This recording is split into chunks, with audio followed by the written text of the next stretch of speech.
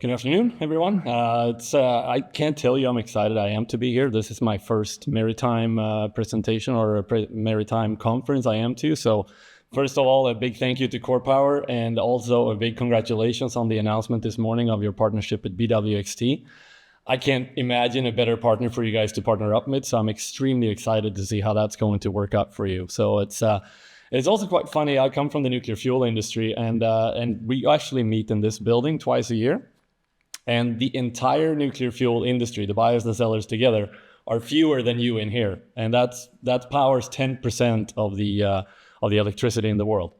So it's a very small, close-knit community. I'm very excited to be here talking to you. I've learned a lot today, in part fish and chips and sea change. So I think I've found the one industry in the world that might have a poorer sense of humor than the nuclear fuel industry, but I'm very delighted to be here anyway. So it's extremely exciting. And I work for WMC. It's a company that's involved in anything nuclear fuel. They're a Dutch commodity merchant, so we mostly do with nuclear fuel, but we also deal with battery materials. In my day job, I buy uranium for a large fund called Sprott Physical Uranium Trust. So to the tune of $3 billion over the last 5 years. So it's quite an impact on the uranium market. If there's any investors in there, I'm sure you're familiar with it. But prior to that, I worked for 10 years with a Canadian mining company called Cameco. That is the world's western largest uranium producer. I'm going to get into it here in a little bit as well. Prior to that, I worked with a nuclear power station in Sweden and one in Switzerland. So I've been in the nuclear industry for 20-something years. And finally, I have now started, just in the last couple of months, started looking into this field, and it's exciting beyond belief, actually. So super exciting. Quickly, just going to run through the nuclear fuel cycle for you who are not familiar with it. Uranium obviously comes out of the ground. It is absolutely everywhere, but you don't just take it out of the ground and stick it in a boiler or burn it in a reactor as it is. You need to do something with it. So you get it out of the ground, you process it, make it into what's called U3O8, so basically uranium oxide. It's also popularly called yellow cake. You might have heard that before. There's actually another fund here based in the UK that is called yellow cake, exactly that, where you basically get exposure to physical uranium prices. And it's called yellow cake, but it's a bright yellow powder, extremely dense. You take a drum of 200 liters and you fill it about half full, and it's about 500 kilos. So you don't tend to fill it higher than that because it simply just endangers the drum itself. After that, you send it to the next step, which is called conversion, and you need to make it into a gas. I won't go into details why we use fluoride for that. It's going to take a little while. But we do need to make it into a gas in order to go to the next step, which is called enrichment. And you probably have heard about enriched uranium. That is basically you change the composition of one isotope, 235, versus the 238. 235 is fissile, 238 is not. So you just need to increase that composition a little bit in order to facilitate it in light water reactors that we use in the nuclear industry mostly today. After enrichment, you have it as a gas, you put it back into a powder, stick it into a fuel bundle, and it goes into the reactor. And up until this point, it's very lightly radioactive. I would say you can hold uranium in hand, just don't eat it. It's bad for you, but you can certainly hold it in your hand. It is not very radioactive. It is class 7 material, which has some impacts that I'm going to come to later on. But as far as having it on the stage here, no problem whatsoever. Once it's been in the reactor, completely different story. Then it's a lot of shielding. It obviously needs to be isolated for quite some time. I don't agree with the 1 million years or 100,000 years that you will hear. But the fuel management or the spent fuel management is not necessarily as big of a problem as most people think it is. And there's some very exciting developments going on in the recycling space too. Traditionally, it hasn't been recycled, mostly based on the fact that it simply is too expensive. So unless you have a nuclear weapons program or want to get to the plutonium, it's simply not worth the hassle. It's too expensive to get to that. But there's a lot of developing work going on in that. So I'm definitely not going to discard the case that there isn't a commercial case for recycling of spent nuclear fuel. But a lot of countries has just chosen to go once through. So you get the uranium up, have it in the reactor, then put it down in a repository until the end of time, essentially. That's quickly about the fuel cycle. So where does uranium come from? This is just from last year. So this does fluctuate from year to year, but something that is clearly come up over the last decade or so is Kazakhstan is by far the world's largest producer, so roughly 40%.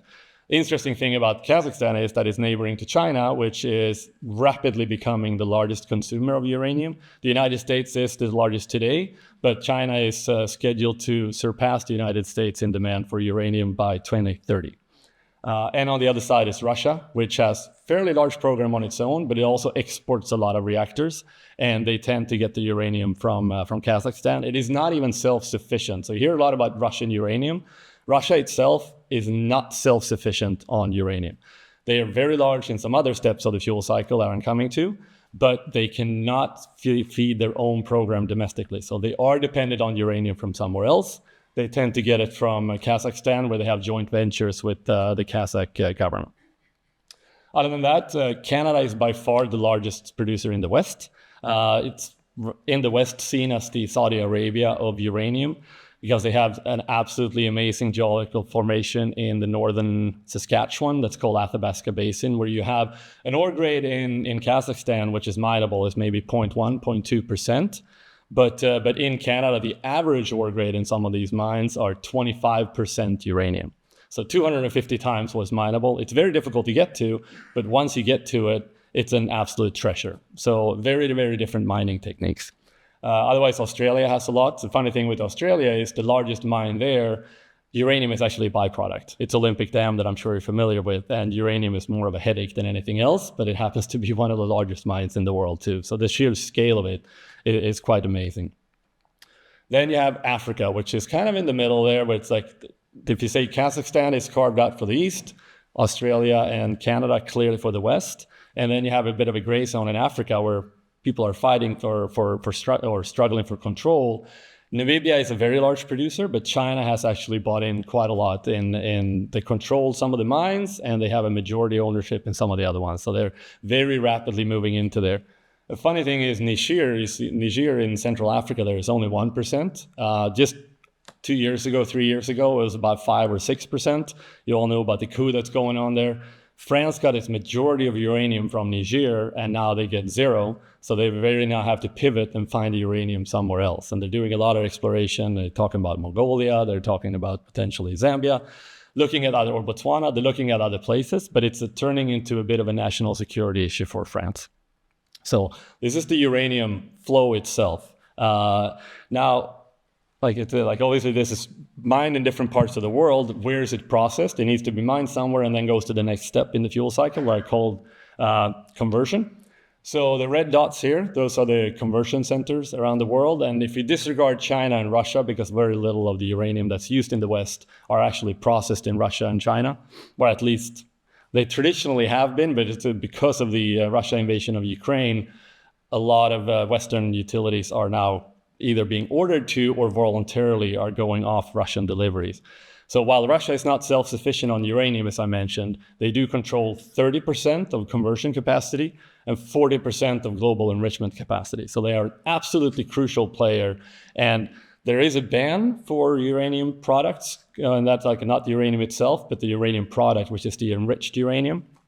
A ban for that into the United States. Traditionally, U.S. utilities has been buying 25% from Russia. There now is a ban on it. They can get waivers from this ban up until the end of next year, but after that, no more. So they have to find it from somewhere else. So there's obviously been a burst of a big activity, a lot of activity in the purchasing of conversion and enrichment prices, where you've seen the prices of those services have gone up 4 to 5 times. Uranium hasn't really gotten there yet. It's still up quite a bit from pre-conflict, pre-Ukraine war prices, but it hasn't really hit there yet, because the natural tendency for utilities was we need to go and get the products that are going to be in shortage. So then we have the uraniums being shipped to these processing plants, mainly in France, Canada, and the United States, where they are converted into a gas. And those are the trading hubs that most intermediaries and buyers and sellers, where they trade this material. And normally you don't have the products being physically shipped. Like if I sell it to someone in here, I don't physically deliver the uranium to you. It's basically a book transfer at one of these red hubs. So it's what's called there's basically this change of ownership of it. The physical flow is managed in the background, and that is obviously where the shipping industry comes in. And while these volumes aren't very big, it is a lot of paperwork around it. Our company is involved in actually chartering some vessels and shipping enriched uranium, and it is a paperwork headache that I'm luckily personally not involved in, but my friends who are actually working today are definitely doing that. So it's like you're looking at the routes of potentially getting, for example, if you have uranium in Kazakhstan, you want to get it to the West.